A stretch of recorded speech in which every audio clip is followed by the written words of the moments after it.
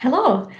Hi, Perrie, and welcome to this week's midweek show. So, this is actually a great one. There's going to be some great insight in this one into the Fife market, especially if you are considering selling, you're perhaps already on the market. This has got some great facts and figures because 61 days to sell a Fife home. But before we get into the nitty gritty, let's cue VT.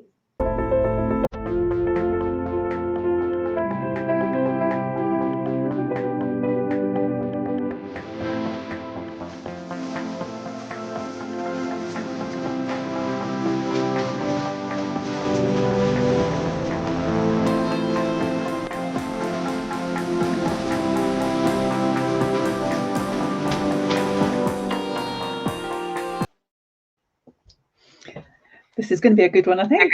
Interesting. It is definitely because I think that's one of the few questions we get, Perrie, and it's if we had a pound for every time we were asked, how long is it going to take for my house to sell? We would And probably say also, something different. we also get the one that my house will sell itself and then it doesn't, and then that becomes a bit of a surprise, doesn't it? Correct. Absolutely. Yes. So this is going to be great, as I say, if you are considering selling, if you're perhaps on the market, or even if you're just curious into the kind of Fife market. This is going to be a brilliant one because if you are, a homeowner, a landlord perhaps, and you're considering selling, you may be wondering how long it will take to find a buyer and sell, perhaps. Now, the time it takes often depends on a number of different factors, whether it be location, property type, your price point, the footprint of the property. When we say footprint, we mean like bedrooms, reception rooms, garage, no garage, driveway, etc. But also a big part to play in that is the market conditions. And something else to think, maybe just because perhaps a couple of weeks prior your neighbours sold and that was really quick, doesn't mean to say the same could happen for yourself. While we would love to touch wood and hope it does, it could have been different standard. You don't know who the buyer is out there, so it all depends, and there's a lot of contributing factors. But if you are a Fife property owner, we have compiled the latest data and the statistics that can help you make those informed decisions. Because actually, of the 1,879 Fife homes that have sold, subject to concluded missives, in the last 3 months, split down by type. So we've done detached houses, semi-detached, terraced, and flats, and by the bedrooms, and it helps you give a clearer picture. But Perrie, what would you say is the overall average by type? Well, certainly what we're seeing at the moment. So on average, it's taking 61 days. What does that look like for you? What's your home like? Does that impact you? So 494 detached homes sold subject to contract in the last 3 months. So that's quite a large percentage of that, just nearly 1,900, isn't it? So Yes. nearly a quarter. So that's a big percentage of those. And those sold on average within 81 days. So they're a little bit longer. And there was a quarter of them in that numbers that we've looked at. But then we go to the semi-detached, and there was 502 semi-detached. So again, about a quarter, so kind of similar levels. But they are very, very different. They sold, subject to concluding missives, within 48 days. So they're actually under that average. Semi-detached houses are always really sought after. You get a great footprint, don't you? And with the semi-detached as well, 9 times out of 10, you'll have area to the side, you'll have garden to the front, possibly, but you'll definitely have garden to the rear. You may also have off-street parking. So actually for families, they're great homes and they're good value as well. So that tends to be why they're so popular. Certainly when we get semi-detached, when they come to market, they tend to sell really quickly, don't they? Absolutely. Yes, definitely. Then we go to townhouses and terraces. There were 248 houses. So about half of what you saw in the semi-detached. Very similar again in concluding missives and sailing. They sold within 46 days. So a couple of days quicker than your semi-detached. But again, for all the reasons that we said, the chances are you may have like a little kind of court garden to the front, but you'll have a rear garden. And again, you get a lot of house, don't you, for that price point? So they very much appeal to maybe young families or someone who's maybe been in an apartment who's now upgrading to that next level because they want to start a family, isn't it? So you kind of see that that's where they go. And then from there, they tend to go into the semi-detached and so on and so forth, don't they? But flats and apartments, that's the one really that's kind of quite an interesting one. So 540 out of those. So actually the highest number sold was in the apartment situation, and those sold within 66 days. So again, that talks about footprint, it talks about type. Apartments may not get gardens, so it's not everybody that wants that. Your apartments generally are your first-time buyers or your real downsizer, who perhaps families have flown the coop and they're maybe more mature and looking for one-level living, so they'll go for a ground floor apartment perhaps. So those tend to be your buyers in that situation, unless it's something with a sea view, etc. That's going to obviously attract multiple buyers, isn't it? So it's interesting that we actually can see that split in that way. But I think none of that's kind of surprised me when I was looking at the data, that that's how it was going to be split, because it tends to be how we see it, doesn't it? Absolutely. I mean, you think like mid-terrace perhaps as well, that's more affordability as well. The price point, it's more affordable. So that's again where we would expect to see those numbers. Exactly. And when you add those four numbers up that we've talked about in the property types, they don't necessarily all add up to that total amount we spoke about at the beginning, but that's because you'll have some that don't really fall into those categories that we've looked at. So a masonette, for instance, wouldn't fall in there, but we do sell those as well. So it's about just understanding how it impacts you, I guess, and your way of looking at it. So that's kind of the property types. What does the property size look like? So, the number of bedrooms, etc. What do we see there, Sophie? Yeah, so the number of bedrooms then. So there was 139 one-bed homes that sold, subject included missive, in the last 3 months. So it's most likely going to be like a one-bedroom apartment. It could also be a one-bedroom bungalow. Could also be very, very rare would you get a one-bedroom house. So it is going to be your flat or perhaps a bungalow. But the average time for that is 64 days. Now, this jumps up massively to two-bedroom homes because there were 665 sold in the last 3 months. But again, this is done by bedroom, so it could be your two-bedroom flats, bungalows, houses. It literally does tick all of those boxes.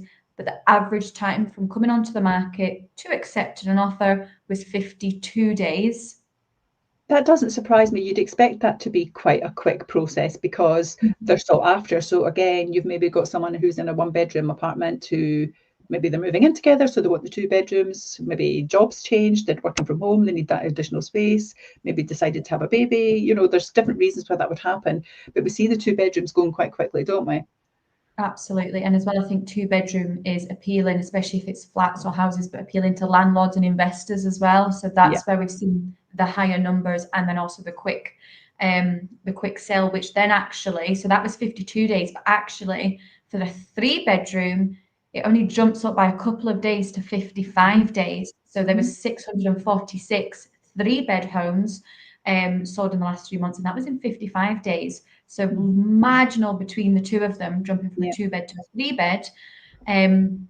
Then when we jump up again, so actually when we go to 4 beds, now there was 313 4-bed homes, and they were actually 84 days, which falls in line as well when you remember back to the detached homes and how long they take.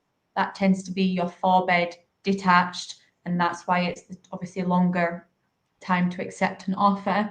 You normally have a longer chain then as well, though, Sophie, don't you? So, if somebody's going to 4-bed, the chances are they're maybe selling a 3 or a 2, and then their buyers may be selling an apartment. So you've got, it takes longer just because you've got that link, haven't you, that everyone's got to kind of comply with, and also the price point. Correct. So then, speaking of price point, that probably brings us into the 5-bedroom or more. And there was actually just under 100. There was 90 sold in the last 3 months that were 5 beds or more. And they took, again, slightly longer at 86 days. But obviously, 5-bedroom, again, your price point goes up. And again, the chain also that comes with that. So that is 86 days. So that's actually when you break it down by bedrooms, again, it gives you a great insight. But again, not surprising.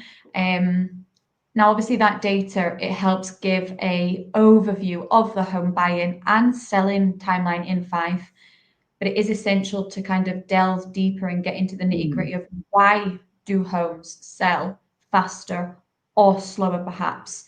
And that is something that we're going to explore and look into, and the factors. And then ultimately, our goal with all of these, shows and blogs is to just help educate you and obviously give you the information so you can make those informed decisions to maximize your chances of successfully selling. So if you have any questions, you can put them in the comments. If you want to message us privately, do that. But this is brilliant to hopefully help guide you.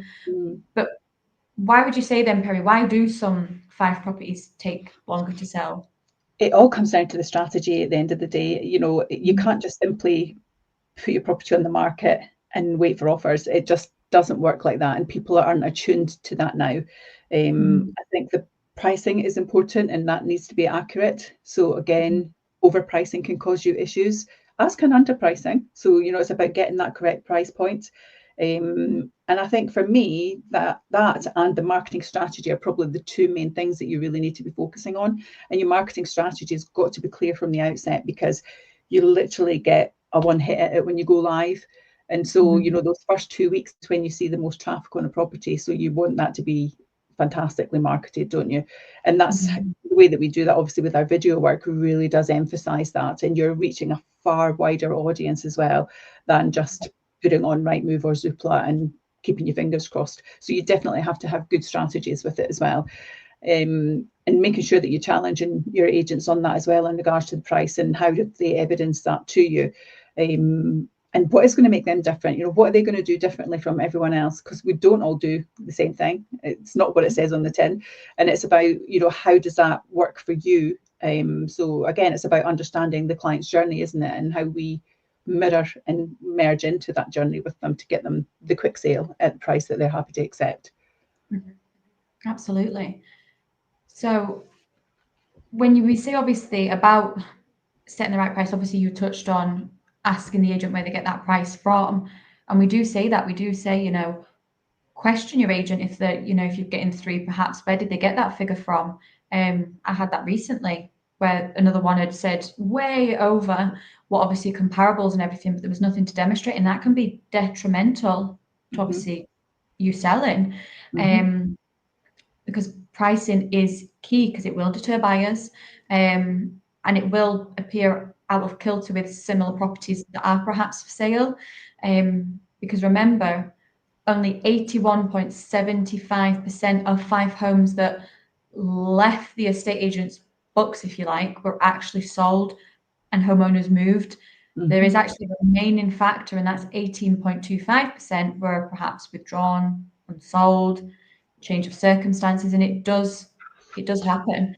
But it is to just bear that in mind. But what would you say is the solution, Perrie?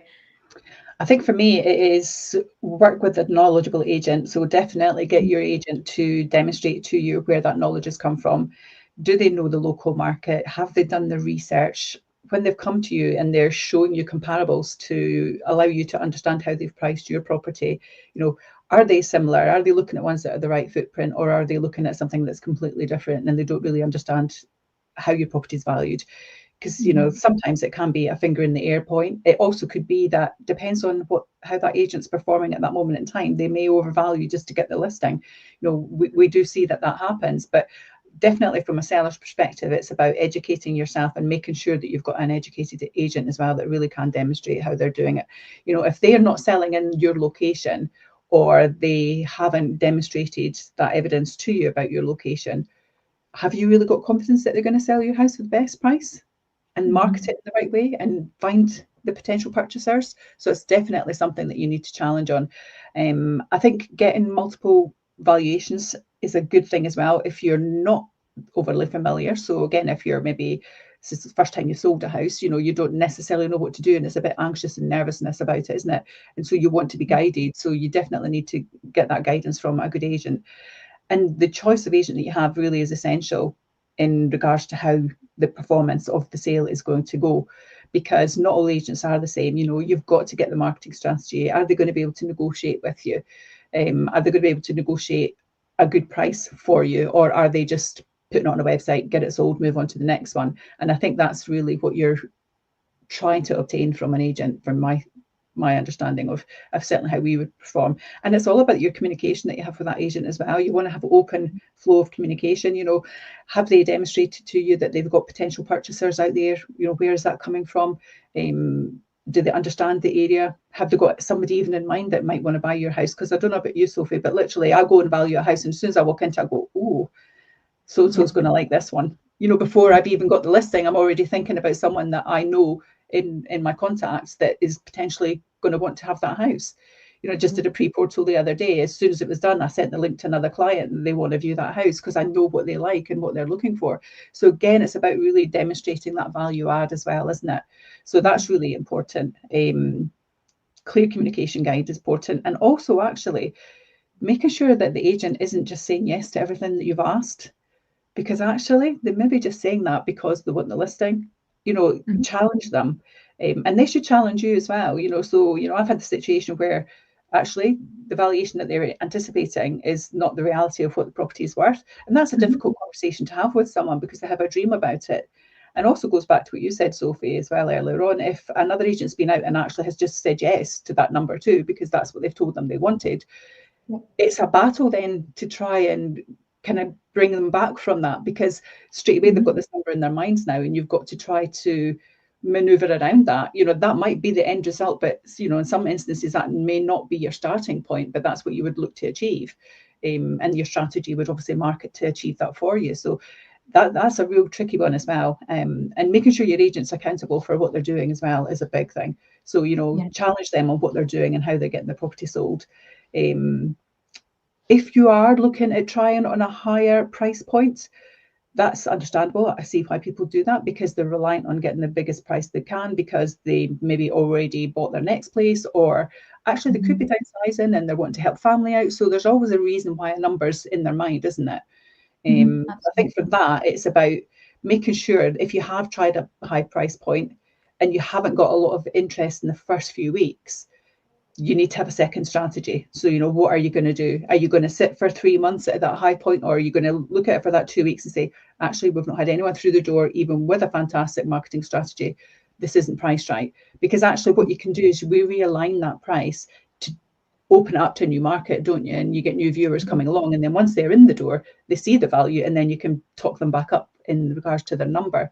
But you need to act quickly. You can't just sit there and hope that the right person's going to come along. So price realignment, if you have tried at a high price and you've kind of reached for the stars and it's just not quite happened, you need to maneuver that quite quickly, I would say, within the first 2 to 3 weeks, because that's when your highest activity is, because you're new to the market and everyone's looking at it. As soon as it hits Rightmove or the portals or our website, people instantly are looking at it. You know, we do our pre-portals, and the amount of activity we get from that, because the house is fresh, people are excited, they've not seen it before. But if it doesn't go anywhere in that first 2 to 3 weeks, you need to kind of really think about what you're doing. Yes, you need to strike while it's hot. 100% you do. And I think if you've got someone that specialises in the local market and in that area of Fife that you're in, it's really about getting a bespoke strategy in place as well for you. So you can't just cut and shut everything. You know, it has to be particular to you.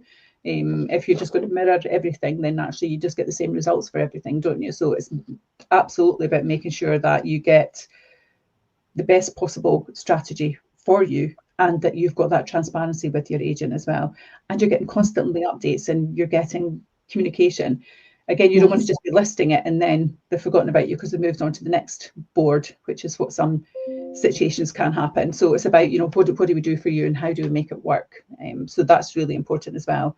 What does the best marketing look like then, Sophie? So the best marketing now, and we say this all the time, but you have a very short amount of time to capture somebody. When there's all these other properties and when people are scrolling, you need to stand out from the crowd, and that is done by your high quality photography. And it's not just photography of the house internally and perhaps capturing some of the unique features or the charm of the property and the standard, but actually think about the setting, the location. Is that being captured in the photography as well? Is it perhaps, you know, down at the prom in Leven? Are we getting that sea view picture? Is it perhaps within the countryside and it's just rolling green fields? Are we capturing that? Because people buy into the lifestyle part of it as well. So you need to capture that within the photography. But then the great thing with ourselves in particular is our personal property tool that does a lot of the heavy lifting, because it's the video works that come with that, because it's essential. And we say this to clients day in, day out. We are in a digital world. everybody's on their phone. So what are we doing to capitalize and maximize that? Because whether your buyer is perhaps scrolling through Rightmove or Zoopla or on the market, there's so many other listings on there that we need to create the best first impressions. I mean, you see, obviously, we're not going to name names, but you see obviously some photography and it's dark and it's dull, or it's been way overstretched, and it just like makes it look so unprofessional. And sometimes actually you see in the photo the logo of the agent on every photo. Yes. Why would you do that? You're not showing that complete room or picture or frontage, or I just don't understand that. It's distracting, isn't it, from the house? It is, absolutely. It's distracting. Or you see, like, you can actually see if it's outside and it's a nice sunny day, the big shadow and the phone, you can see that as well. And again, that's where your eye naturally gets drawn to. And it can then perhaps leave the property overlooked. As well, is it perhaps seasonal photos that have been taken? You know, is it perhaps done over the festive period, and actually it's still live now, but it's still maybe got snow and ice and it's all dark and it's Christmas. There was one that was just actually launched the day by an agent. It went live at the tail end of last week, and it was just added that day, but it was all photos that were taken in the snow. So that tells me, okay, did it perhaps go to market and had to come off or whatever? Like, what does that tell? But that's not current. I mean, it's why we're not capturing the sunlight in the day and the setting as we see it now. So that plays a big part in it, on how obviously your home is revealed to the market. And something as well, consider revisiting your property's photos with your agent regularly, especially if it is perhaps taking slightly longer, if it is a bigger footprint, or if it is a higher price point, and perhaps was the photos done in maybe January, it was a wee bit darker and not as bright, but actually now, obviously, can we look at revisiting those photos and just obviously swapping them out? Because actually fresh, new images, it can transform the home. Sometimes even something as simple as changing the layout as well. Keep the same photos, but perhaps switch the layout and the flow. So then the first photos that come up on Rightmove, it's a different look. And people, even if they're checking every day, they could go, I've not seen that before. When actually they have, it's just we've changed the layout. It's just all little things. But what is your agent? What are they suggesting? Rather than you having to go to them and asking what's happening, what we're doing, what are they suggesting to you? But marketing is absolutely key. Again, I had this conversation with a client at tail end of last week. We obviously in the East Neuk, or even perhaps Perrie, in like obviously your Leavenmouth area where it's maybe in the countryside and you want, you know, drone footage or aerial photography, they didn't see the point of that. And that's okay. It's obviously that's our job to educate and obviously demonstrate why. But if your buyers from perhaps out with Fife, they maybe don't know your amenities, the location, the proximity, everything around. But that video is that pinpoint with the digital markers, and it's that one-stop shop. We're just making it as easy for your buyer as possible, that they see the listing, they see the personal property tour, they then watch the location tour, and it's everything there to help them make that decision. So when they turn up to do the viewing, it's a case of, do I get a feel for this home? Where is my furniture going? What's my offer? We're just making it as easy as possible, and that's where an experienced agent understands the marketing. But what else would you kind of suggest or I say, think Perrie? for me, the layout's a massive thing, and certainly even when you're doing viewing, so you know they've chosen us, they're listed. It's about how do you even do the viewing, and for me, you take them to the 80% room, don't you? So the room that's the wow room, that's where you start, because actually the laundry room or whatever is never going to sell the house, is it? You know, so you take them to, if it's a really large kitchen, or you've got the view, or you've got the sitting room, or you've got the detailing, you've got the cornicing, whatever it is you've got, that should be your starting point, because instantly when they come into the house, they're going to go, wow.